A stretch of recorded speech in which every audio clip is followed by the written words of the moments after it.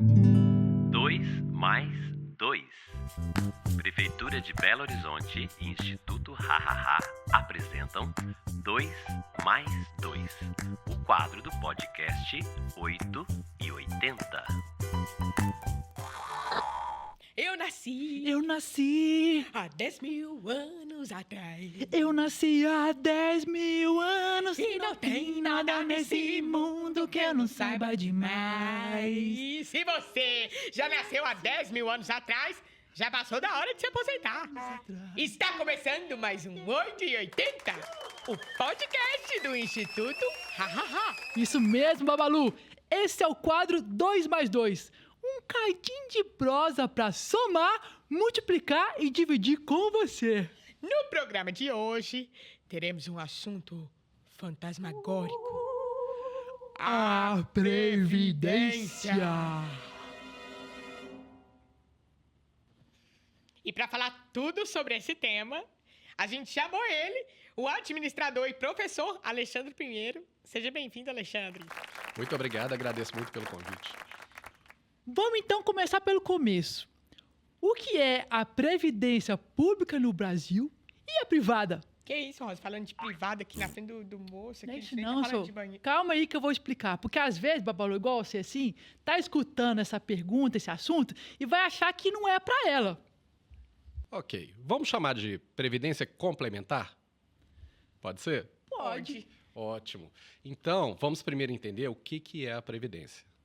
A previdência, ela nada mais é do que um acúmulo de dinheiro que você vai fazendo durante toda a sua vida para que, quando você precisar e não quiser trabalhar mais ou não puder, você passe a receber um salário mensal. Então, entendendo isso, aí partimos para a questão de existir a pública e a privada, que nós vamos substituir por complementar. Afinal de contas, nós estamos no banheiro. Exatamente. Né? Então, tratamos da seguinte questão: vantagens e desvantagens. A previdência pública, qual é a vantagem dela? Durante toda a sua vida, não precisa ser quando aposentar, você tem benefícios para você. Exemplo, se você fica doente e trabalha e não pode trabalhar mais por um período, a partir de um determinado período, você passa a receber um salário pela Previdência Social. Certo? Mas tem o outro lado. Qual o outro lado? Você paga a sua vida toda até você solicitar a sua aposentadoria. Quando você vai lá solicitar, o que acontece? Existem alguns cálculos que se fazem lá que você acaba recebendo um pouco menos do que você acha que você receberia. Aí está uma das desvantagens.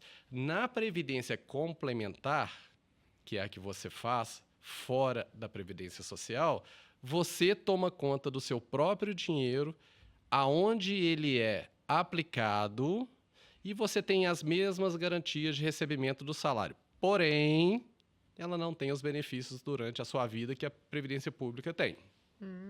Alexandre, você acha que para aposentar cedo no Brasil é melhor ter nascido na Suíça? Claro que não. Senão, se nascêssemos lá, teríamos a Previdência de lá. É. Mas nós temos que entender primeiro o seguinte: o primeiro ponto que nós temos que analisar, que temos que pensar para fazer a nossa Previdência é qual a minha condição de fazer essa Previdência. E quais são os passos, assim, para a gente fazer um planejamento financeiro seguro e tranquilo?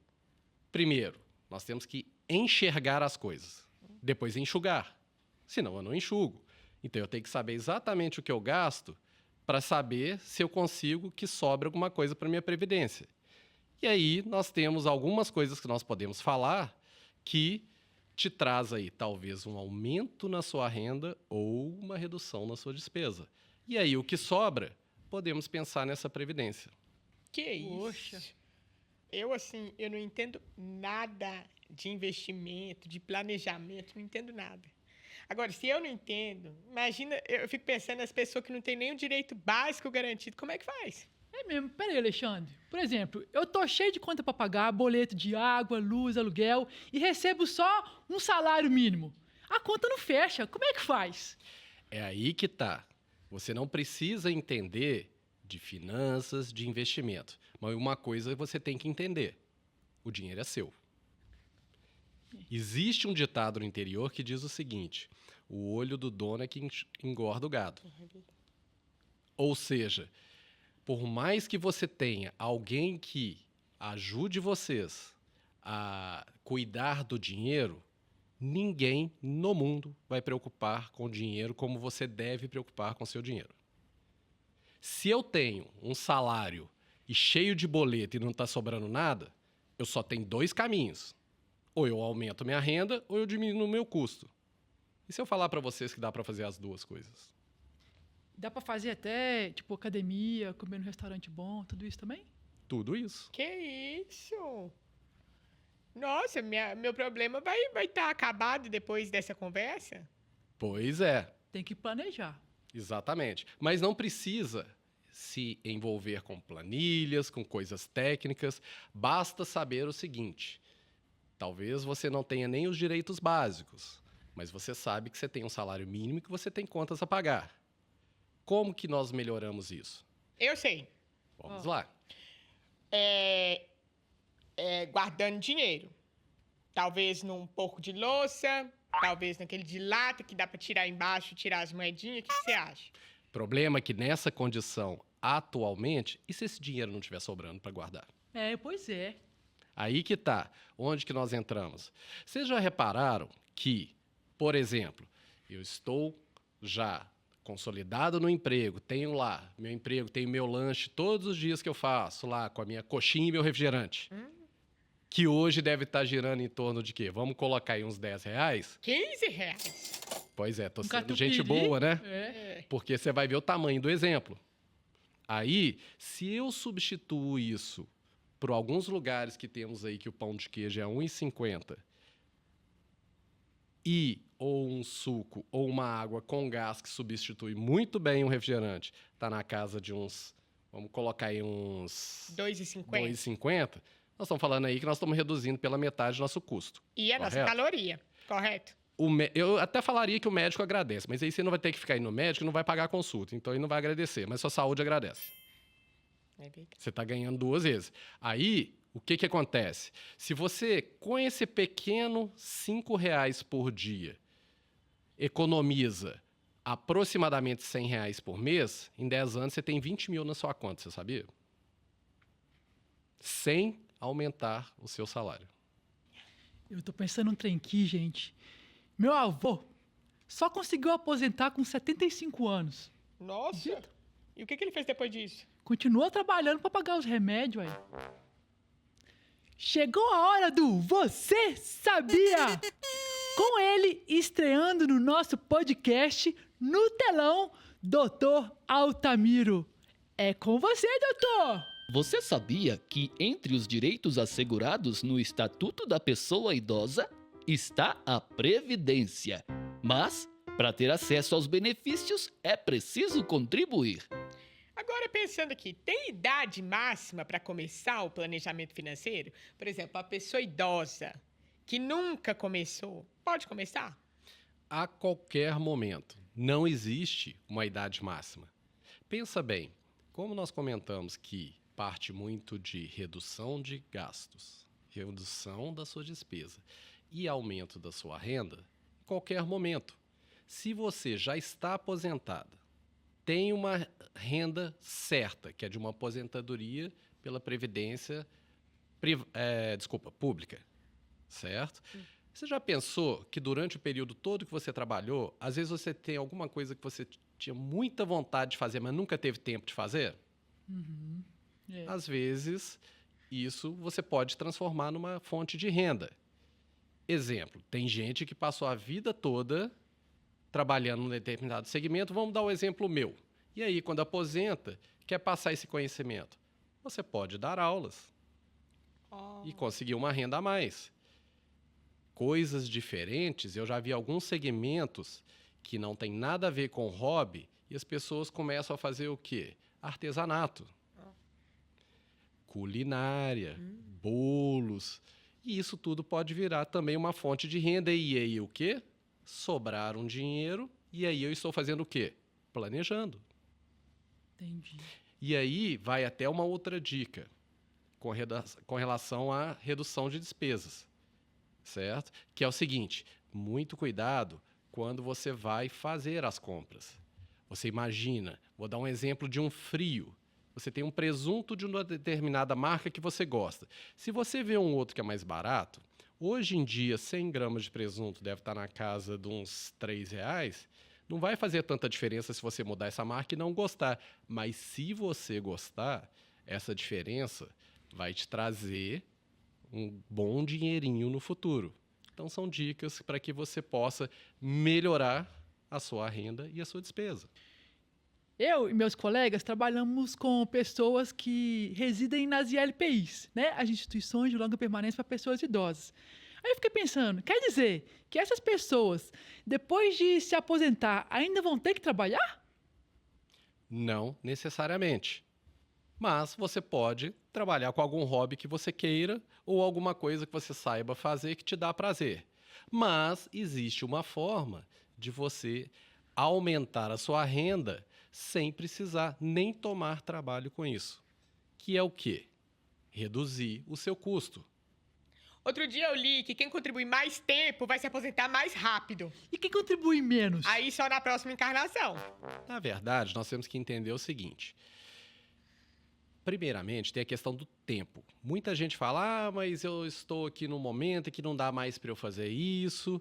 Todo mundo que começa cedo. Isso significa o seguinte, quando você começa mais cedo, você tem a possibilidade de contribuir um pouco menos. Por quê? Porque durante o caminhar da vida, existe uma coisa que incide no seu dinheiro que se chama juros. Quanto mais tempo, mais você recebe. Então, o que nós temos de lição com relação a isso? Sim, nós se começarmos mais cedo, talvez tenhamos a possibilidade de contribuir com menos e receber com um pouco mais, por causa do caminho do dinheiro. Agora, não quer dizer que qualquer pessoa, em qualquer idade, possa pensar no seu futuro e na sua previdência formada pela sua reserva dentro da sua condição. Professor, chegou o momento do desembucha! E no momento de desembucha, você fala e faz o que quiser. Por exemplo, pode me ajudar com a minha aposentadoria. Pode ser Pix, pode ser dinheiro mesmo vivo, Imagina. pode ser um chapéu. Imagina, a Rosa tá brincando. Não tô brincando não, tô falando sério. E eu vou te falar mais sério ainda, eu vou te ajudar melhor do que isso. Uai, Eu vou te passar conhecimento de como fazer isso. obrigado. Porque o professor. conhecimento, ninguém te tira. O dinheiro que eu colocar na sua conta por Pix pode extraviar, Ah, correto? correto. Correto. Então, pensando nisso, no Desembucha, eu vou dar uma dica para o pessoal que costuma estar já numa idade que já teve o acúmulo da sua reserva ou não, e vou contar um caso que eu vi acontecer durante a caminhada da minha carreira. Maravilha. Adoro o caso. Eu também. Primeira dica, cuidado com as pessoas que chegam próximo de você. Vocês podem educar o filho de vocês da melhor maneira possível e ele vai ser exemplar.